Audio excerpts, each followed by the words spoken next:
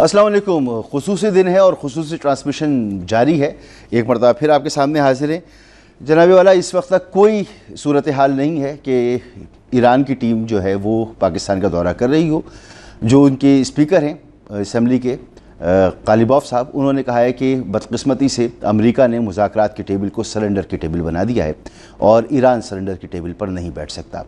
Iran का simple सा एक सवाल था कि जब सीज़ फायर है और सीज़ फायर की लबनान में सीज़ फायर और उसके बदले में हुर्मुज़ की बंदिश को ख़त्म करना ये मुआहदा था, तो फिर उसके बाद अमेरिका की जानिब से जो ब्लॉकेट किया गया है उसकी कोई वजह नहीं थी। न सिर्फ ब्लॉकेट किया गया बल्कि शदीद ब्लॉकेट किया गया। कई जहाज़ों को अब तक अमेरिकी फ़ोर्सेस अपनी तहवील में ले चुकी हैं और डोनाल्ड ट्रंप कह रहे हैं कि ये उनकी जो स्ट्रेटजी है, हिकमत अमली, ये बड़ी कामयाब हिकमत अमली है। और उन्होंने ये भी कहा है आज कि जो न्यूक्लियर मटेरियल है, इनरिच न्यूक्लियर मटेरियल, वो जो अमेरिका का ऑपरेशन मिडनाइट हैमर था उसमें उसको बड़ा नुकसान पहुंचा है और वो कहीं दब गया है और वो अब निकाला नहीं जा सकता। साथ साथ वो ये भी कह रहे हैं कि उनके जो हवाबाजों को क्रेडिट मिलना चाहिए, वो CNN का उन्होंने नाम लिया, कहा कि जाली मीडिया और सोशल मीडिया जो है वो उनको वो क्रेडिट नहीं दे रहा। तो डोनाल्ड ट्रंप इस वक्त जिस तरह से बिहेव कर रहे हैं, किसी स्पॉयलर की ज़रूरत नहीं है इन मुज़ाकरात को डीरेल करने के लिए, और किसी स्पॉयलर की ज़रूरत नहीं है ये बताने के लिए कि दुनिया को अमन नहीं जंग चाहिए। तो डोनाल्ड ट्रंप कुछ इसी तरह का काम कर रहे हैं जो इन्होंने किया। आज जो इनका शिकवा था CNN वगैरह से और जो इन्होंने ऑपरेशन मिडनाइट हैमर के बारे में कहा, अता तारड़ साहब आज काफ़ी दिनों के बाद इस मामले पर लबकुशा हुए, वरना इस मामले से वो ज़रा दूर दूर थे। आज उन्होंने जब गुफ्तगू की तो अंदाज़ा हुआ कि हालात क्या हैं। उन्होंने कहा कि जो जंगबंदी का वक्त है, पाकिस्तानी वक्त के मुताबिक 22 अप्रैल सुबह 4:50 पर ये जंगबंदी ख़त्म हो रही है। उन्होंने कहा कि ईरान की जानिब से इस्लामाबाद अमन मुज़ाकरात में शिरकत के लिए तस्दीक का इजहार है। ईरान की जानिब से अमन मुज़ाकरात में शिरकत के लिए ताहाल बाज़ाब्ता जवाब मौसूल नहीं हुआ। यानी ईरान मुज़ाकरात की मेज़ पर है लेकिन मुज़ाकरात के लिए तैयार नहीं है। मेहमानों की तरफ आते हैं कि इस सूरत हाल में वो किसी तब्दीली की गुंजाइश देख रहे हैं या हम ये जो इस वक्त देख रहे हैं मामला के मुज़ाकरात फ़िलहाल होते नज़र नहीं आ रहे। यही मामला है। Air commodore retired Khalid Chishti साहब हमारे साथ मौजूद हैं। सर बहुत शुक्रिया आपका। इमरान अली चौधरी साहब हमारे साथ मौजूद हैं। सर आपका भी बहुत बहुत शुक्रिया। और डॉक्टर रिजवान नसीर साहब माहिर बैनुल-अक़वामी उमूर हैं, आपका भी बहुत बहुत शुक्रिया।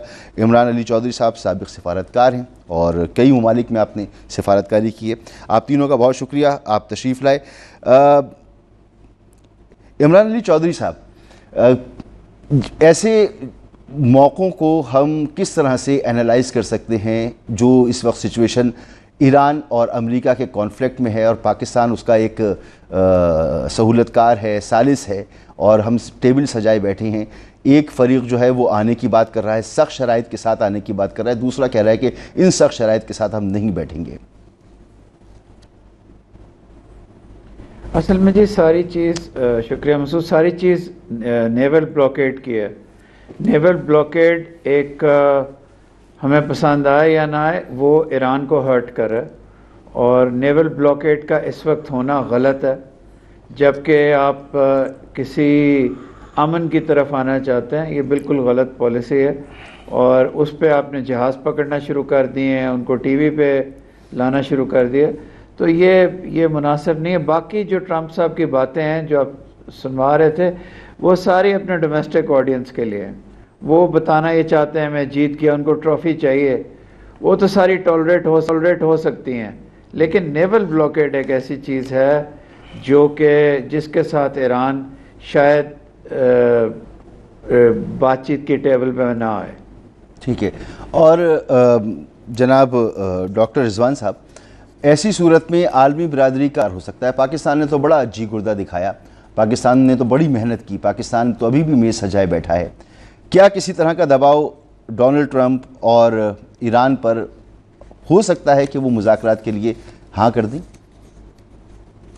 देखें, जो ट्रंप साहब हैं उनका एक पर्सनालिटी है, अपना पर्सोना है और उन्होंने आज तक किसी का प्रेशर, खास तौर पे जो इंटरनेशनल प्रेशर है, उसे कभी कंसिडर ही नहीं किया। अब आ जाती बात ईरान के ऊपर। देखिए, ईरान के ऊपर तो सर्टेनली प्रेशर है।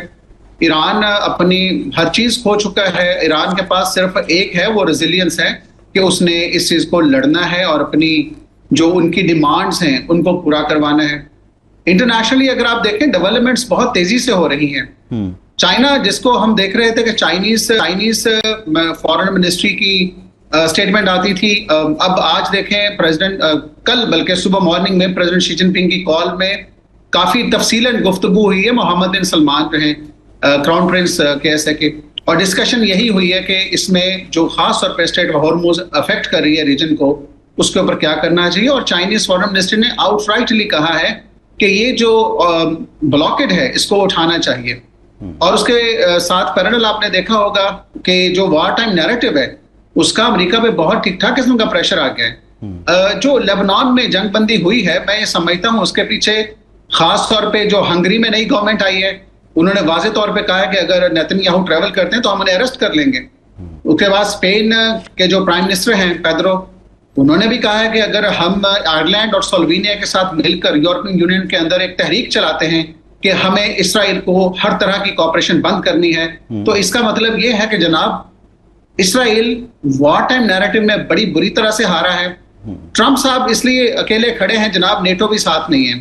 आप ये देखें अमेरिकी तारीख की पहली जंग है जो अमेरिका नेटो के बगैर लड़ रहा है। हमेशा वरना इस तरह की चीज पे बड़ा अच्छा नैरेटिव बिल्ड किया जाता है कि अब ये कोशिश की गई है यूरेनियम एनरिचमेंट का जो एक कोशिश की गई है कि नैरेटिव वो अमेरिका के लिए नहीं है, वो दुनिया की ऑडियंस के लिए है कि देखें ये हमारी रेड लाइंस हैं। जेडी वैंस जब गए हैं वापस वो भी ये कह के गए कि these are our red lines.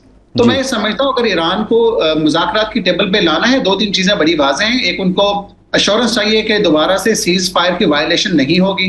दूसरा, वो ये भी उन्हें डर था कि जब वो वहां से ट्रेवल कर रहे थे तो उनके डेलीगेशन को टारगेट ना कर दिया जाए, उनके कंसर्न थे, वो तो पाकिस्तान ने सिक्योरिटी प्रोवाइड की। और तीसरी चीज लाजमी ये है कि देखें जब सीज फायर होता है तो तब मुज़ाकरात बराबरी की सतह पे होती हैं, अनकंडीशनल सरेंडर। आपने अपने इंडक्शन में बड़ी खूबसूरत बात की कि वो मुज़ाकरात की टेबल पे तो आएंगे लेकिन सरेंडर की टेबल पे नहीं आएंगे। तो लिहाजा मुज़ाकरात वाइड ओपन हैं, हर चीज पे हो जाएंगे। मैं ये समझता हूं अगर JCPOA को साइन कर सकता है ना ईरान, तो आज वो न्यूक्लियर एनरिचमेंट का आज भी एग्रीमेंट साइन हो सकता है। बिल्कुल दुरुस्त कह रहे हैं आप, बिल्कुल दुरुस्त कह रहे हैं। और JCPOA को अगर ये एबॉलिश कर सकते हैं और उससे निकल सकते, अगला मुआहदा क्या कर सकते हैं, मैं तो ये फिगर आउट नहीं कर पा रहा कि उससे आगे क्या जाएंगे और उससे आगे कौन सी गारंटीज़ लेकर आएंगे जो ममालिक उसमें शामिल थे।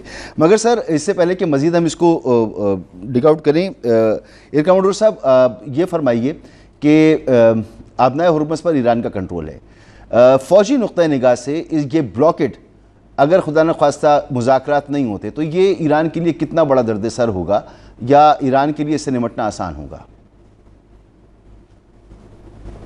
बहुत शुक्रिया मसूद साहब, आपने इनवाइट किया। देखिए, ब्लॉकेड वर्सेस ब्लॉकेड तो कोई हल ही नहीं है इस सारी कॉन्फ्लिक्ट का। ब्लॉकेड इटसेल्फ आप पीछे चले जाएं, बहुत पीछे चले जाएं तो 1798 में अमेरिका ने फ्रांस पे हमला किया था जब फ्रांस और इंग्लैंड लड़ रहे थे, और अमेरिका ने फ्रांस के साथ जिसका कोई लेना देना नहीं था अमेरिका का, उसने जंग में कूदा था free sea lines of communication को खोलने के लिए, क्योंकि फ्रांस ने यही किया था जो आज अमेरिका कर रहा है। मैं 250 साल पुरानी बात कर रहा हूँ ऑलमोस्ट। तो अमेरिका तो हमेशा से दुनिया में ग्लोबल एक peace stabilising force, strait of Malacca की बात कर लेते हैं, वो इंडोनेशिया मलेशिया के पास एक छोटा सा एक पैसेज है इसी तरह का। अमेरिका वहाँ इसलिए मौजूद रहना चाहता है to ensure sea lines of communication खुली रहें।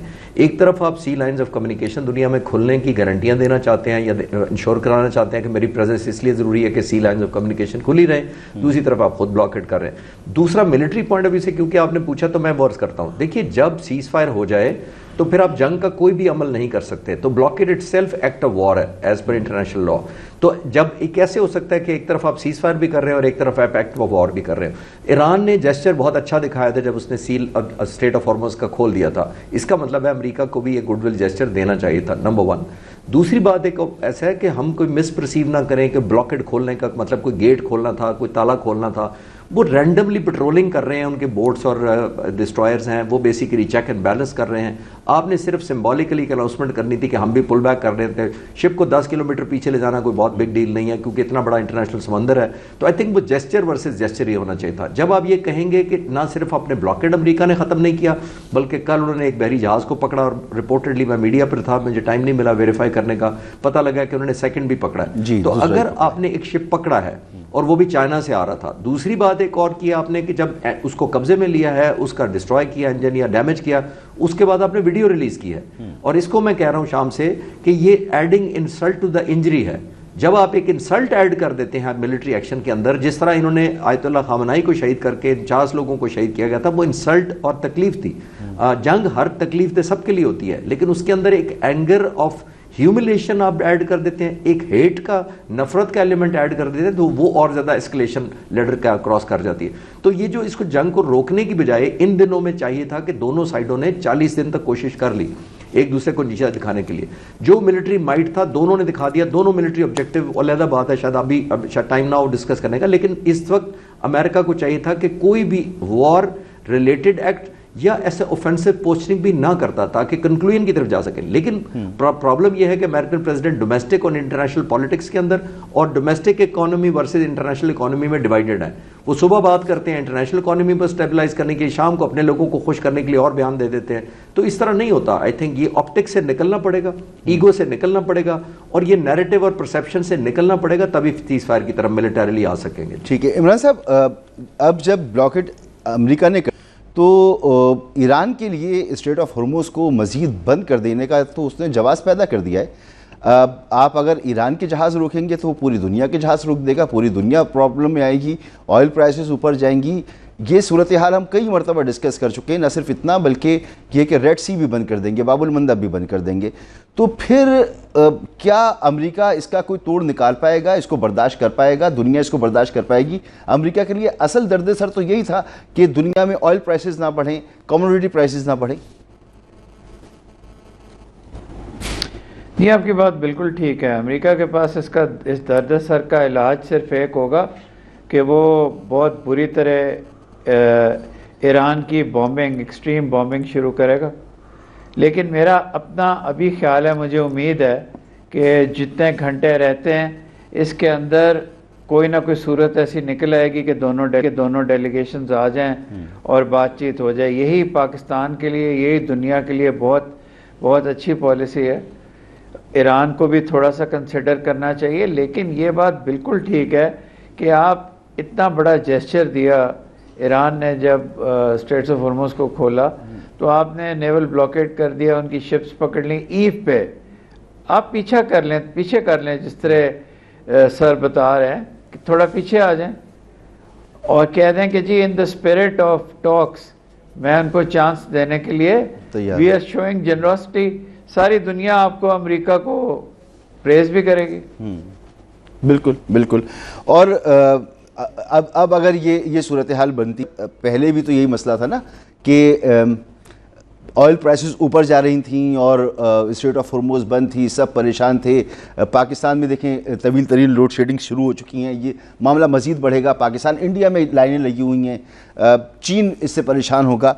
तो डॉक्टर साहब, इंटरनेशनल बरादरी इस पर क्या चाहेगी? क्या डोनाल्ड ट्रंप यही चाह रहे हैं कि सारी दुनिया जो है वो उठकर आ जाए और आकर इसमें डोनाल्ड ट्रंप को जो है वो फेस सेविंग देने के लिए और ईरान को, यानी कोई ऐसी सिचुएशन पैदा हो? अभी जो सिचुएशन है ये डोनाल्ड ट्रंप के लिए काबिल कबूल नहीं है।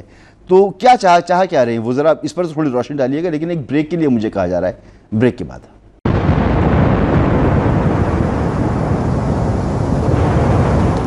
Welcome back. ब्रेक से पहले मैंने सवाल किया कि आखिर डोनाल्ड ट्रंप चाहते क्या हैं। डोनाल्ड ट्रंप ने खुद बताया कि वो क्या चाहते हैं। वो चाहते हैं कि वो एक ऐसा मुआहदा करें जो ओबामा एडमिनिस्ट्रेशन या सदर ओबामा ने जो मुआहदा किया था, जिसे JCPOA कहा जाता है, उससे बेहतर मुआहदा हो और पूरी दुनिया के लिए बेहतर मुआहदा हो, पूरी दुनिया उस पर खुश हो जाएगी।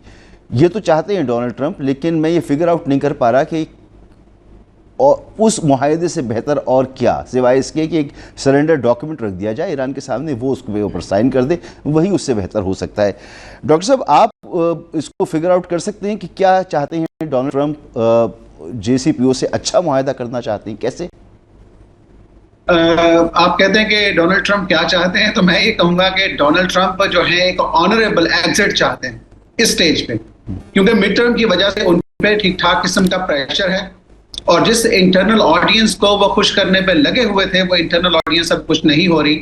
अभी आपके प्रोग्राम से थोड़ी देर पहले मैं रॉयटर्स का दिया हुआ एक डिसअप्रूवल देख रहा था कि डिसअप्रूवल रेटिंग 37, मतलब उसकी पॉपुलैरिटी 37% लोगों ने अप्रूव किया है डोनाल्ड ट्रंप की स्ट्रैटेजी को। दूसरी चीज आप कहते हैं कि डोनाल्ड ट्रंप क्या चाहते हैं, डोनाल्ड ट्रंप चाहते हैं कि चाइना चीखे चिल्लाए कि आप स्ट्रेट ऑफ हॉर्मुज को खोल दें ताकि उनकी पॉपुलैरिटी में और इजाफा हो जाए कि उन्होंने चाइना को हर्ट किया है। जबकि एक इंटरेस्टिंग चीज ये है कि चाइना की इकोनॉमी जो है पिछले एक क्वार्टर में, जिसमें जंग में भी मुतासिर नहीं, 5% की ग्रोथ रेट के साथ बढ़ रही है। और तीसरी चीज जो डोनाल्ड ट्रंप चाहते हैं वो चाहते हैं कि अमेरिका के एलाइज नेटो फोर्सेस आगे अमेरिका को ज्वाइन कर लें। अगर ये ब्लॉकेड कंटिन्यू रहता है तो आप ये समझें कि पूरा यूरोप जो पहले यूक्रेन और रशिया की वॉर की वजह से एनर्जी क्राइसिस का शिकार हुआ, वो आज ईरान अमेरिका इसराइल जंग की वजह से दूसरे एनर्जी क्राइसिस का शिकार हो जाए और तमाम नेटो अलाइज बिल्कुल रेडी हो आके ज्वाइन कर लें, ये ट्रंप चाहते हैं।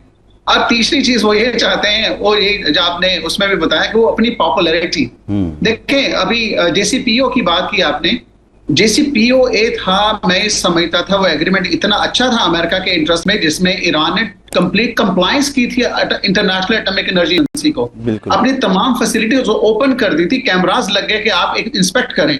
और मसला क्या हुआ कि डोनाल्ड ट्रंप ने जब यूनिलैटरली उसमें से एग्जिट किया तो ईरान ने जो 60% किया है ना यूरेनियम एनरिचमेंट, वो उसी दौरान किया है, ये उसी वक्त में किया है। तो अब उनके सामने बड़ी प्रॉब्लम है कि अगर ईरान इसको, क्योंकि they are very close to making a bomb, अगर वो बॉम्ब बना लेते हैं तो ये सारी की सारी जो अमेरिकन ग्रैंड स्ट्रेटेजी है including middle east and Israel, ये तो सारी की सारी जिसमें अमेरिका के trillions of US dollars military bases हैं, ये सब और ये शायद रिएक्शन था डॉक्टर साहब ईरान की तरफ से, क्योंकि ईरान को JCPOA कम से कम 2 से 2.5 साल दूर रख रहा था हर सूरत में एटम बम से।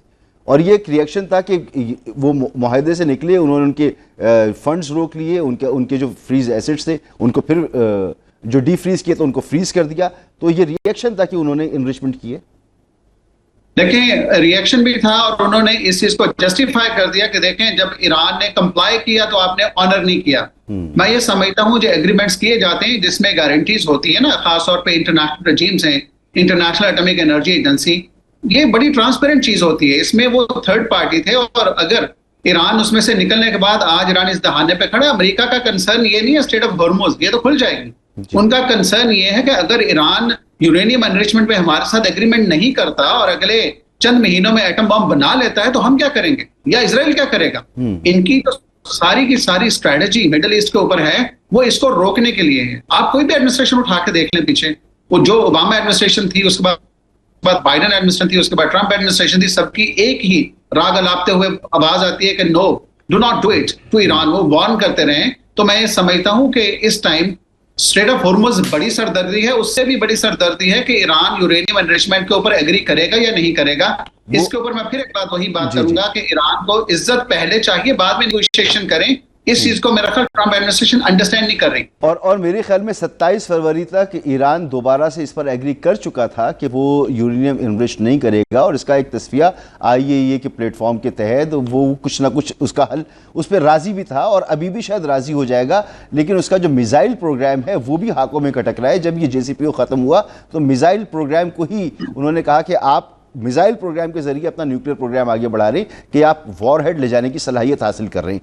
तो एयर कमांडर साहब, जैसे अभी डॉक्टर साहब ने कहा कि ट्रंप चाहते हैं कि चीखे चिल्लाए, चाइना को तो हमने चीखते चिल्लाते नहीं देखा। चाइना तो बड़ी खामोशी से काम करता है और हमने इस साल की जो चंद एक जंगी है उनमें देख लिया कि चाइना किस तरह से काम करता है। अगर यही रवैया रहता है तो चाइना तो फिर टेक्नोलॉजी में, इलेक्ट्रॉनिक वॉरफेयर में हमें आगे ही नज़र आ रहा है नई जंगों में। और ख़ास तौर पे ऐसी सूरत हाल में जब आपको अगर जंग में जाना होगा तो आप 4000 किलोमीटर दूर से ऑपरेट करने पे मजबूर होंगे, यहाँ से कोई बेस भी आपके पास मौजूद नहीं होगा। सर, जी मसूद साहब, बिल्कुल आपने ठीक कहा कि चाइना को इंगेज करना इनडायरेक्टली भी बहुत बड़ी गलती होगी अमेरिका की, क्योंकि चाइना की आप सब जानते हैं कि अमेरिका की अपनी कितनी ज़्यादा डिपेंडेंसी है, मिलिट्री पॉइंट ऑफ व्यू से ना भी सही, इकोनॉमिक और बिजनेस पॉइंट ऑफ व्यू से, मैन्युफैक्चरिंग पॉइंट ऑफ व्यू से, बहुत सारे जो मिनरल्स और धातें हैं वो वहाँ से चाइना से जाती हैं। तो चाइना को तो बहुत बड़ी गलती होगी, नंबर वन। दूसरा एक और भी चेक देखिए अभी तक जो चाइना के अलावा भी ईरान क्या कह रहा है, वो कह रहा है हम एक और सरप्राइजेस के लिए भी तैयार हैं। वो और सरप्राइजेस क्या पॉसिबली हो सकते हैं? वो बाबुल मंदब हो सकता है। अभी इन्होंने एयरक्राफ्ट कैरियर लेके आए हैं, जॉर्ज डब्ल्यू बुश लेकर आए हैं, वो उसको डिप्लॉय करना था इन्होंने रेड सी के रास्ते से इसी अरेबियन पर्शियन गल्फ के अंदर। तो शॉर्टेस्ट रास्ता वही बनता है बाबुल मंदब वाला, लेकिन अमरीकी बैरिया ने वो रास्ता नहीं लिया, वो उन्होंने ऑल द वे अफ्रीका से होकर उसको लेके आए हैं। आपको इसका मतलब है कि आपको रीच समझ आ रही है ईरान की, वो कितनी पावर है। तो वो उनको सबक सीख लेना चाहिए था कि ये इतनी अभी भी कमजोर नहीं हुआ। बाबुल मंदब ऑप्शन तो काउंटर ब्लॉक होगा, यानी उन्होंने स्टेट ऑफ हॉर्मुज़ बंद किया, इन्होंने ब्लॉकेड कर दिया उनका ईरानियों का। जब ईरानियों ने अगर बाबुल मंदब ब्लॉक किया तो आप देखिए वर्ल्ड इकोनॉमी कहाँ जाएगी। और दूसरी बात यह है कि मेरा ख्याल है सबक सीखा नहीं है अमेरिका ने। मैं आप छोटी सी एक अपनी पर्सनल एग्जांपल ऐड करता चलूँ। 2002 में मैं नेशनल डिफेंस यूनिवर्सिटी में वॉर कोर्स कर रहा था। उसी दौरान जब हम अपनी वॉर स्ट्रैटेजी कर रहे थे, अमेरिका ने एक एक्सरसाइज की थी, मिलेनियम चैलेंज 2002। उन्होंने एक वॉर गेम की थी अमेरिका में, one of the most expensive, जिसमें $250 मिलियन का बजट था। तकरीबन 1.5 लाख उनके मरीन और पर्सनल डिप्लॉय किए गए थे। एक ब्लू फोर्स था जो कि अमेरिका था और एक रेड फोर्स था। मैं आपको डाटा आज 24 साल बाद शेयर कर रहा हूं। उसके अंदर उन्होंने जनरल एक पॉल थे, उनको लगाया था जो ईरान की फौज को सिमुलेट कर रहे थे। उन्होंने आज से 24 साल पहले यही बैटलफील्ड क्रिएट किया था, यही जो उनकी स्पीड बोट्स हैं उनको डिप्लॉय किया था, सरप्राइजेस दिए थे वॉर गेम के अंदर। और 24 घंटे वॉर अनफोल्ड जो सिमुलेशन हो रही थी उसके अंदर उन्होंने एक एयरक्राफ्ट कैरियर डुबोया था, 16 शिप्स डुबो दिए थे अमेरिका के। तो सिमुलेटेड वॉर गेम को रोकना पड़ा था, और रोकने के बाद उन्होंने रीट्यून किया और अमेरिका के एसेट बढ़ाए, और दूसरी साइड के रेड फोर्स जो ईरान सिमुलेट कर रहा था, जनरल पॉल, उनके एसेट्स कम किए। उन्होंने बहुत प्रोटेस्ट किया था कि मैं तो जंग जीत चुका था, आपने रीट्यून किया। मैं ये कहना चाह रहा हूं, 24 साल पुरानी बात कर रहा हूं मैं आज से। उस वक्त अमेरिका को सीख लेना चाहिए था कि ईरान उस वक्त अगर इतनी कैपेबल है तो 24 साल में कहां पहुंच गया होगा। ये किसी ने उनको नहीं बताया, हालांकि उनकी अपनी मिलिट्री ने ये 24 साल पहले एक्सरसाइजेस की थी। तो in the light of that Iran के पास अभी भी बहुत कुछ है। इसमें कोई शक नहीं कि ईरान को बहुत डिस्ट्रक्शन का सामना करना पड़ा है, आइंदा भी पड़ेगा। नए कार्ड के बारे में कहा है कालीबाफ साहब ने कि हमने नया कार्ड तैयार किया है जंग के लिए, वो बाबुल मंदब ही होगा, क्योंकि बाबुल मंदब तो पहले से वो वार्न कर रहे हैं बाबुल मंदब के हवाले से। बाबुल मंदब कहीं छोटा है, साइज वाइज विड्थ वाइज कहीं छोटा है, उसको करना निस्बतन और ज़्यादा आसान है। ख़ासतौर पर इनके पास जो राद मिसाइल है वो 350 किलोमीटर जाता है, सी स्किमिंग, तकरीबन सुपरसोनिक तो नहीं जाता, लेकिन समंदर के ऊपर से जाता है, उसको इंटरसेप्ट करना बड़ा मुश्किल है।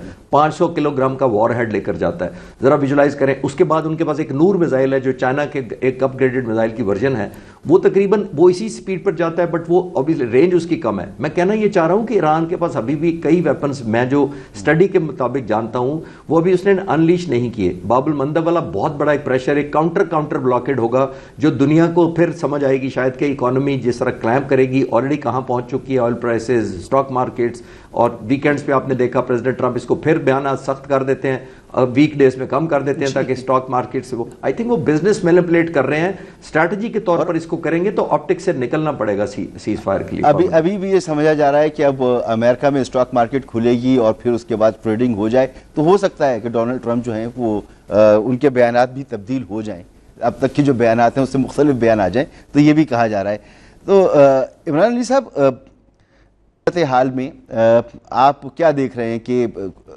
सिफारतकारी के पास अब भी मौका है, रूम मौजूद है? देखिए, सिफारतकारी अब नहीं हो रही, ये तो 2 नेशन स्टेट्स हैं, वो अपनी पावर प्रोजेक्शन कर रही हैं। सिफारतकारी नहीं। अब मैं आपको बताऊं कि अब पिक्चर और भी क्लियर हो गई है। अमेरिकन वाइस प्रेसिडेंट ने अपना दौरा होल्ड पे कर दिया, वो नहीं आ रहे जब तक ईरान आने पे तैयार नहीं होता। तो अब बहुत सिंपल है, कोई लंबी बहस की ज़रूरत नहीं है। अगर नेवल ब्लॉकेड लिफ्ट होगा तो ईरान आएगा तो जेडी वैंस साहब आएंगे, अदरवाइज ये टॉक्स ऑन होल्ड हैं इस वक्त। और जो इमरान भाई, जो अमेरिका के मुतालबात हैं वो किस तरह से माने जा सकते हैं? अगर वो कहता है जी आपने अपना मिसाइल प्रोग्राम जो है उसको लिमिट करना है, आपने ख़ास किस्म के मिसाइल नहीं बनाने जो न्यूक्लियर वॉरहेड लेके जा सकते हैं, या आपने सुपरसोनिक हाइपरसोनिक मिसाइल्स नहीं बनाने, तो ईरान ये कैसे मान सकता है? या वो कहते हैं कि अपनी जो प्रॉक्सीज़ हैं, वेस्ट प्रॉक्सीज़ कहता है, मैं तो उसको इसकी ईरान की स्ट्रेंथ कहता हूँ, कि वो उनको तनहा छोड़ दे। ये भी तो बड़े मुतालबात हैं, ये इन पर किस तरह से ईरान जो है वो तैयार हो सकता है? जब ये टॉक्स शुरू होनी थी तो मैंने 2-3 जगह बताया था, लोगों को ये बात पसंद नहीं आई थी। बात यह है कि जब भी आप मिडिल ईस्ट का इन टॉक्स का जिक्र करेंगे तो ये पीछे जाके इवेंचुअली ये गाज़ा से मिल जाएंगी। एग्जैक्टली। जो ये जिनको प्रॉक्सीज कहते हैं और बाकी चीज़ें कहते हैं, ये मजालिम के ख़िलाफ़ बनी थी। उस जुल्म को जब तक आप एड्रेस नहीं करेंगे, आप की ना प्रॉक्सीज, मैं इसलिए प्रॉक्सीज कह रहा हूँ कि आसान है कहना इस वक्त, ठीक है, ना प्रॉक्सीज कहीं जा सकती हैं। दूसरा, जो आपने लेबनान में सीज़ फायर की है, वो क्या सीज़ फायर है? आपने लेबनान के अंदर एक येलो लाइन बना ली है, ऑक्यूपाई कर लिया है, आपने नियर गाज़ा लाइक मैसेकर्स किए हैं एयरप्लेन से, तो आपने लेबनान में भी हशर नशर, तो ये इस वक्त प्रॉब्लम पड़ गई है। और मैं बड़ा क्लियरली आपके प्रोग्राम में ये कहना चाहता हूँ कि पाकिस्तान ने अपनी स्टेट और सोसाइटी का पिछले कई महीने से led by both military and civilians अपने आप को इन्वेस्ट किया इस पीस प्रोसेस में जी। अब आखिरी वक्त पे बेवकूफ़ाना ट्रंप की हरकतें और अमेरिकन पॉलिसी, अभी एयर कॉमोडोर साहब ने बताया कि ये ब्लू और रेड में वॉर एक्सरसाइज हुई थी। भाई वो तो उस वक्त पता चले ना, अगर इंस्टीट्यूशन से आपने हेल्प लेनी हो। आपकी एक पर्सनलाइज्ड प्रेसिडेंसी है जिसमें 3-4 लोग बैठे हुए हैं जिनको ABC भी वॉरफेयर की नहीं आती। आपने जनरल्स अपने रिमूव कर दिए हैं, आपको कॉन्ट्रेरियन ओपिनियन तो पसंद ही नहीं, आप उनकी तस्हीक उड़ाते हैं। तो ये एक पर्सनलाइज्ड प्रेसिडेंसी है। लेकिन मैं एक बात ज़रूर कहूँगा, ये ईरान को भी एस्केलेटरी लेडर पे चढ़ के कुछ हासिल नहीं होगा। एक ईरान ने शो नहीं किया क्योंकि वो अपने पब्लिक की को डिस्प्ले नहीं करना चाहता। बहुत मजालिम हुआ है। जो ये बॉम्बिंग होती है वो नहीं देखती कि ये बॉम्ब्स कहाँ जा रहे हैं, बॉम्ब्स और मिसाइल्स कहाँ जा रहे हैं। और ईरान की एक आपको ये भी बता दूं कि ईरान के पास एयर डिफेंस नहीं है। ठीक है, कितनी 1000 सॉर्टीज हुई हैं, एक F-35 और कोई नीचे आए हैं। तो हमें भी, बेशक ईरान शायद हमारी बात ना समझ रहा हो, हमें भी अपने लोगों को रियलिस्टिक पिक्चर देनी चाहिए।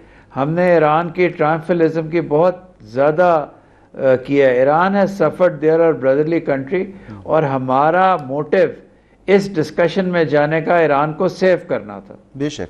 तो अभी भी ये ऑन होल्ड चला गया विजिट, तो इस वक्त टॉक्स ऑन होल्ड हैं। पाकिस्तान की टेलीफोन कॉल्स जाएंगी। मैं नहीं मानता कि चीन की कॉल्स या रशिया की कॉल्स का कोई फ़ायदा होगा। फ़ायदा सिर्फ होगा पाकिस्तान की कॉल्स का US को कि please tone down, get down, ये stop this, it is going to be good for nobody. ठीक है, एक ब्रेक मुझे लेना पड़ेगा। ये ब्रेक मुझे लेना है। कल फिर मेरा ये था कि कहीं से भी तो खबर अच्छी नहीं आ रही। बिन्ते जमील से खबर है कि इस्राएली फ़ौज के मुताबिक आज फिर 13 किलोमीटर जो है उन्होंने पेशकदमी की है। और बिन्ते जमील जो है वो बहुत ही अहम मुकाम है लबनान का, और इसकी एक तारीख़ी अहमियत भी है। बहरहाल यहाँ पर एक ब्रेक लेते हैं, ब्रेक के बाद वापस आते हैं।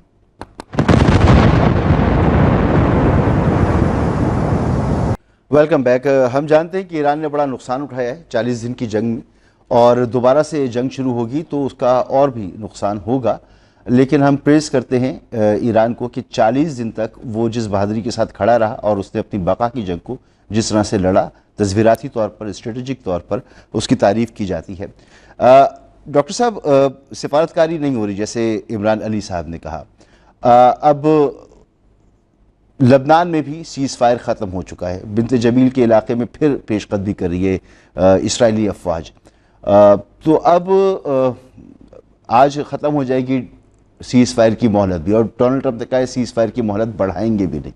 तो आगे तो एक बड़ा भयानक सा मंजरनामा है।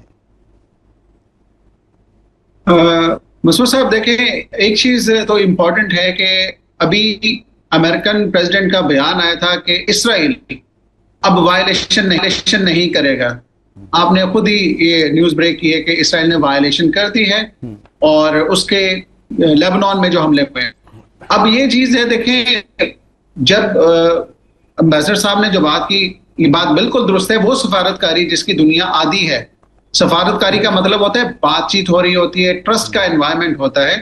और ईरानियन फॉरेन मिनिस्टर पोस्ट करते हैं कि we are going to Islamabad with complete distrust on United States. हमें उस पर कोई जो है ना ट्रस्ट नहीं है।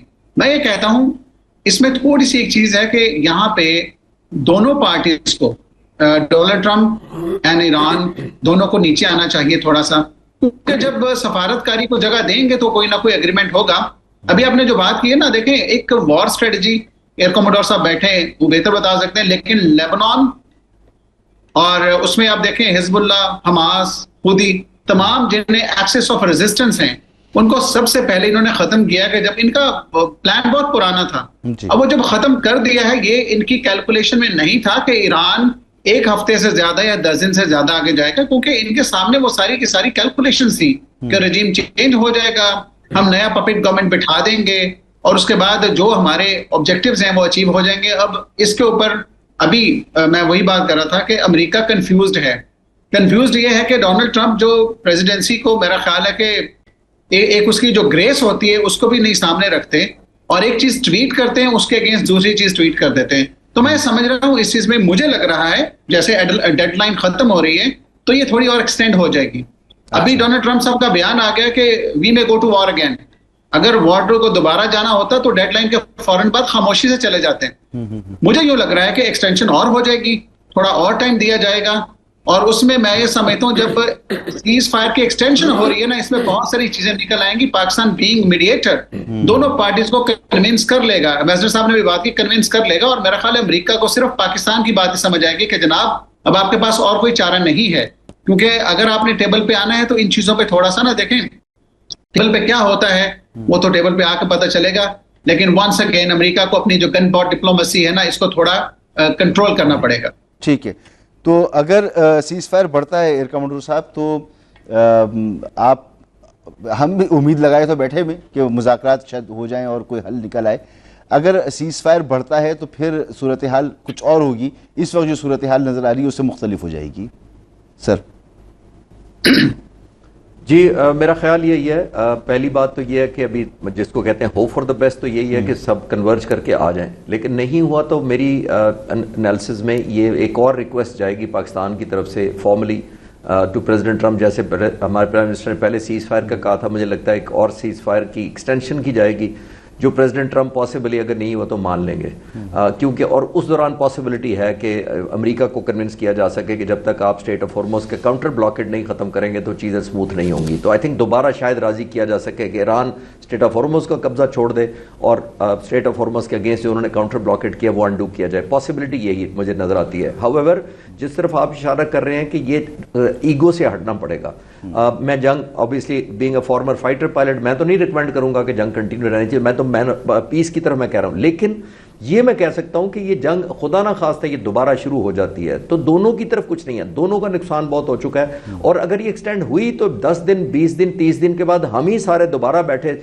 एग्जीक्यूशन देख रहे होंगे, इसी तरह की प्रेडिक्शन और एनालिसिस दोबारा कर रहे होंगे। तो करना तो टेबल पर ही है, जैसे डॉक्टर साहब कह रहे थे। तो आपको जब आना है पीस पर, तो नए कार्ड को इतने रह नहीं गए जो ईरान ने दिखाने हो या अमेरिका ने कोई नई कोई डिप्लॉयमेंट करनी हो, उन्होंने करके देख लिया है। अगर कुछ कर सकते तो वो 40 दिन में कर चुके होते। तो आई थिंक कन्वर्ज तो इनको टेबल पे करना पड़ेगा, उसके अलावा मेरा नहीं ख्याल कि दोनों तरफ कोई ऑप्शन है। तो उसमें बेहतर है कि अभी और इसी मौके को अच्छा समझ के और एक अपॉर्चुनिटी समझ के, और पाकिस्तान की एहतराम में कि इन्होंने बहुत ज़्यादा कॉन्ट्रीब्यूशन किया, सिर्फ मीडिएट नहीं किया, फैसिलिटेट नहीं किया, बट एक्टिव डिप्लोमेसी के जरिए सबको कन्वर्ज किया है। तो इसकी वैल्यू ऐड तभी हो सकती है कि आप ईगो ऑप्टिक्स और जिसको परसेप्शन बिल्डिंग से बाहर निकलें और ऑडियंस को और अपने लोगों को खुश करने के उस प्रोसेस से बाहर निकलें, तो आई थिंक एक प्रैक्टिकल मुआहदा हो सकता है अभी भी। और इमरान साहब, अगर सीज फायर में इजाफा होता है तो हम ये समझें कि डोनाल्ड ट्रंप ने मैक्सिमम प्रेशर की जो अपनी पॉलिसी है उसे इम्प्लीमेंट किया, ईरान प्रेशर में नहीं आया और उन्होंने सीज फायर किया, तो फिर शायद अमेरिका जो है वो थोड़ा सा पीछे हटे। ये मुमकिन है? इस पॉलिसी को इस तरह से समझा जा सकता है? इसमें जो एयर कॉमोडोर साहब फरमा रहे हैं ना, इसका तरीका यही होना है कि पाकिस्तान की तरफ से रिक्वेस्ट जानी है। ठीक, इसका यही तरीका है कि प्रेशर उठा लें प्रेसिडेंट ट्रंप से भी और उनसे भी, और पाकिस्तान की तरफ से रिक्वेस्ट जाए कि जी सीज़ फायर एक्सटेंड हो और दोनों पार्टीज़ अपनी पोजीशंस थोड़ी चेंज कर लें। आई होप अमेरिका सुन ले और ईरान भी उसको, अगर प्रेशर रिलीज़ हो तो उसके बाद ईरान भी आ जाए। ये बात दोनों गेस्ट ने, डॉक्टर साहब ने और एयर कॉमोडोर साहब ने सही कही है कि डिप्लोमेसी अभी डेड नहीं हुई, अभी भी हमारे मैसेजेस जाएंगे, लेकिन ये जो ट्रूथ सोशल टाइप हरकतें हैं ना, इनकी वजह से बहुत नुकसान हो रहा है। और ये सही कहा कि पूरी दुनिया का नुकसान होगा, हमारे गरीबों का भी नुकसान होगा, इंडिया के गरीबों का भी नुकसान होगा। ये गेम्स खेलना अमेरिका को, मैं अमेरिका को मोर्द इल्ज़ाम ठहराता हूँ, अमेरिका को ये गेम्स खेलना बंद कर देना चाहिए। बिल्कुल ठीक। बहुत बहुत शुक्रिया आपका इमरान अली चौधरी साहब, साबिक़ सफारतकार, air commodore retired Khalid Chishti साहब, दिफाई तजज़ियाकार डॉक्टर रिजवान नसीर साहब, बाहिर बैनुल अक़वामी उमूर। आपने मेहमानों की गुफ्तगू सुनी।